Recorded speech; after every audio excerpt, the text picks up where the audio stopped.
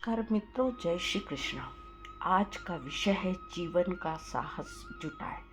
हम ईश्वर की मर्जी पर चलें और उसी की प्रेरणा के अनुसार अपना दृष्टिकोण बदलें और क्रियाकलाप का अभिनय निर्धारण करें। उत्कृष्टता और आदर्शवादिता का समन्वय ही हमारे जीवन के अंतःकरण में ईश्वर का अवतरण समझा जा सकता है। पवित्रता और उदारता के दो शब्दों में ही उपासना और साधना का सारांश छिपा हुआ है।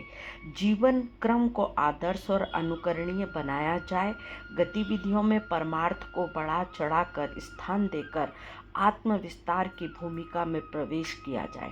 अपने को ईश्वर के घर से आया और वहीं पहुंचने वाला एक प्रतिनिधि भर मानकर संसार क्षेत्र में अभिनय किया जाए, वही जीवन के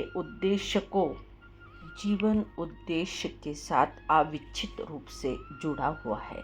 जीवन व्यवसाय में ईश्वर की साझेदारी का यथार्थ स्वरूप यही है। न वह इससे कम में बन पड़ती है और न ही अधिक कुछ करने की आवश्यकता है। इन दिनों हम सबको प्रचंड आत्ममंथन करना चाहिए और सोचना चाहिए कि भविष्य में उसी कटीले मार्ग पर चलते रहना है या जिस पर चलते चलते इतना समय बिता दिया है, अथवा कोई प्रगतिशील कदम उठाना अच्छा होगा। हमारे निष्कर्ष ऐसा निर्धारण कर सके जिसमें आत्मकल्याण और आत्म कल्याण के दोनों के ही उद्देश्य हो, विश्व कल्याण का भाव भी जागृत हो। अपनी भौतिक महत्वाकांक्षाओं को सीमित करें। शरीर और परिवार के निर्वाह की व्यवस्था पर्याप्त माने, जिसमें औसत भारतीय को रहना पड़ता है। आत्मा परिष्कार का यही प्रथम चरण है।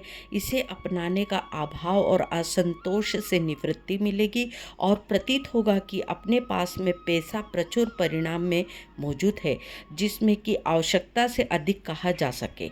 दूसरा चरण यह है कि जीवन वरदान के साथ जन्मजात रूप से जुड़ी हुई विभूतियों को उपार्जित संपदाओं का कहने लायक भाग ईश्वरीय प्रयोजनों की पूर्ति के लिए प्रस्तुत किया जाए।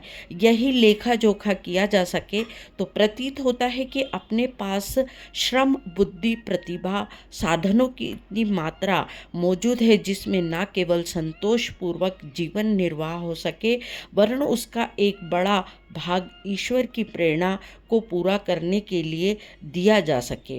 कामना घटाई जाए और भावनाओं को बढ़ाई जाए।